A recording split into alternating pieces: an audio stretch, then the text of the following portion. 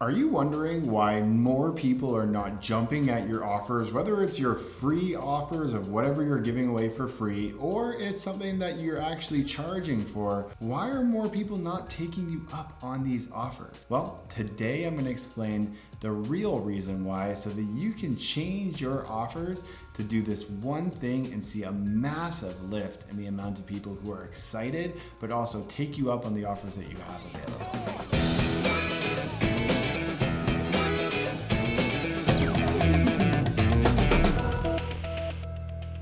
Okay, so the name of the game of marketing is really to test out different messages to the right audience to see what kind of response that you get. And sometimes you're gonna get an amazing response, and sometimes your response is gonna be flat out nothing, right? And so when you really look at the difference, there's usually a really simple explanation to why this doesn't work and this does. And so, when it really comes down to it, there's gotta be two really important parts in place. Number one is you gotta have the right people. And if you don't have the right people, then no matter what message you have, you're not gonna get the right response. On the second side is the right message needs to support that person in what they really want, right? And we're gonna go deeper into that, but that's how you get a connection of getting people who are interested in what you have to offer. If you have the wrong people with the right message, you're not gonna get the right response. If you have the right people with a wrong message, you're not gonna get the response. You need the right people and the right message, and that's gonna give you a response. All right, let's go into this. So the main thing here that I've found from doing this now for almost 11 years is when you can change what you have to offer from a nice to have to a must have, your response goes through the roof. And I'm gonna give you 3 principles at the end of this video to share exactly how you can easily change your nice to haves to must have, so make sure you stay to the end.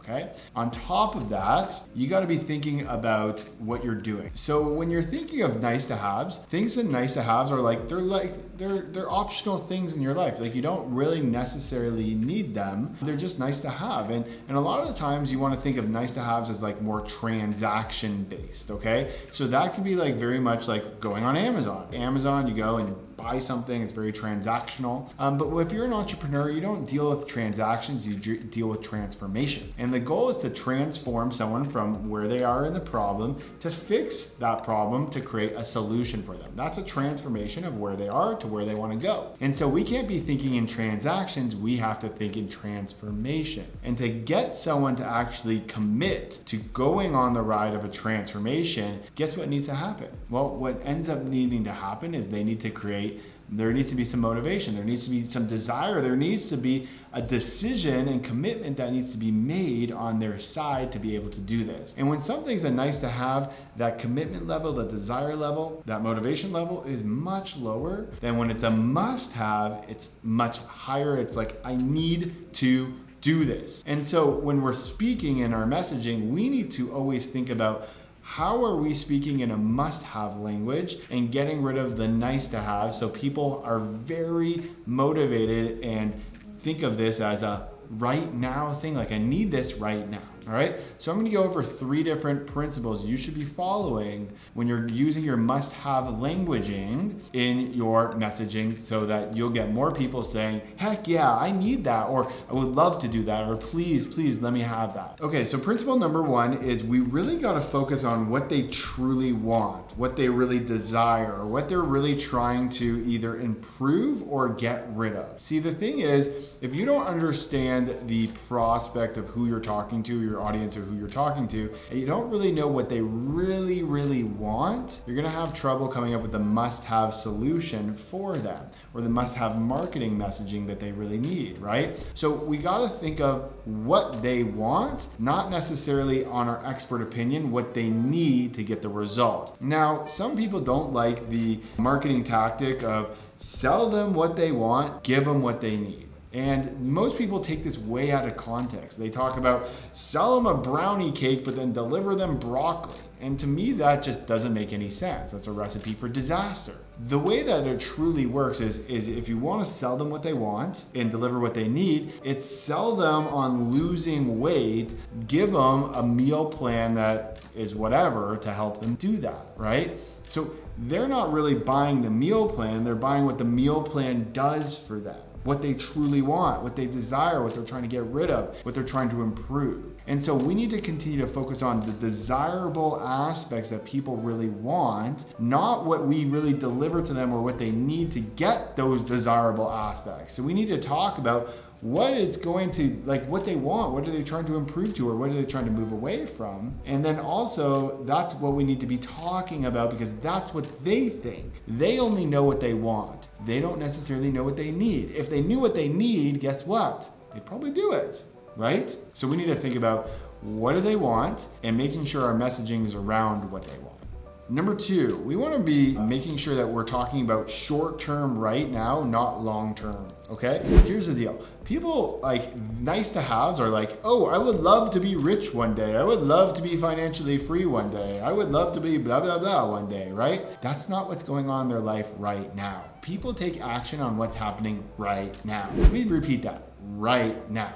So yes, I would like to be rich one day, but if I can't even make 50 bucks, well, I'm focused on making 50 bucks, right? So if your messaging is, hey, let me get rich, or hey, let me show you how to make $50 every single week for the next 10 weeks and then show you how to take that $50 and make $1,000 a week, that's gonna be more attractive to someone than, hey, let me show you how to get rich, because they're thinking about that, but they're much more motivated about what can I do right now? Or on top of that, on the topic of money, let's say that they have a big debt, but they would like to get rich one day. Hey, would you like to get rich one day, but you're stuck in debt and what you have? Well, let me help you get rid of that debt by doing this simple strategy so that you can do that. See how we're talking about, we can talk about the long term, but we're focusing on a short-term fix, focusing on what they can do in the short term that's going to give them a small little win that's going to help with what they're dealing with right now.